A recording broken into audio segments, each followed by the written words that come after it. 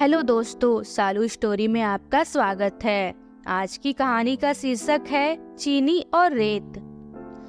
एक बार बादशाह अकबर, बीरबल और सभी मंत्रीगण हमेशा की तरह दरबार में बैठे हुए थे और रोज की तरह सभा की कार्यवाही जारी थी। एक एक करके राज्य के लोग अपनी समस्याएं लेकर दरबार में आ रहे थे। इसी बीच एक व्यक्ति दरबार में पहुंचा जिसके हाथ में एक मर्तबान था। सभी उस मर्तबान की ओर देख रहे थे। तभी अकबर ने उस व्यक्ति से पूछा, इस मर्तबान में क्या है? तो उस व्यक्ति ने कहा, महाराज, इसमें चीनी और रेत का मिश्रण है। अकबर ने फिर पूछा, आखिर ऐसा किस लिए? इस पर वह व्यक्ति बोला, महाराज, मैं माफी चाहता हूँ। मैंने बीरबल की बुद्धिमत्ता के कई किस्से सुने हैं। मैं उनकी परीक्षा लेना चाहता हूँ। मैं यह चाहता हूँ कि बीरबल इस रेत में से बिना पानी का इस्तेमाल किए चीनी का एक एक दाना अलग कर दे। अब सभी लोग हैरानी से बीरबल की ओर देखने लगे। अब अकबर ने बीरबल की ओर देखा और कहा, बीरबल, अब तुम कैसे इस व्यक्ति के सामने अपनी बुद्धिमानी का परिचय दोगे?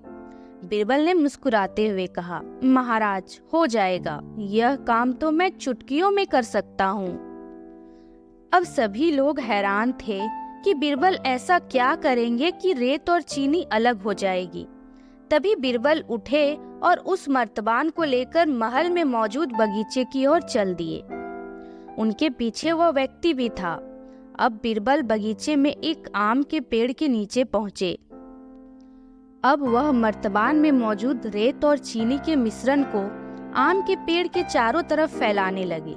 तभी उस व्यक्ति ने पूछा, अरे यह क्या कर रहे हो? इस पर बीरबल ने कहा, यह आपको कल पता चलेगा। इसके बाद दोनों महल में वापस आ गए। अब सभी को कल सुबह का इंतजार था। अगली सुबह जब दरबार लगा तो अकबर और सारे मंत्री एक साथ बगीचे में पहुंचे। साथ में बीरबल और रेत व चीनी का मिश्रण लाने वाला व्यक्ति भी था। सभी आम के पेड़ के पास पहुंच गए। सभी ने देखा कि अब वहां सिर्फ रेत पड़ी हुई है।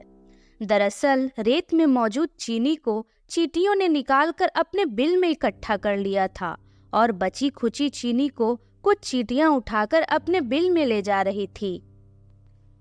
इस पर उस व्यक्ति ने पूछा, चीनी कहाँ गई? तो बीरबल ने कहा, रेत से चीनी अलग हो गई है। और सभी जोर जोर से हंसने लगे।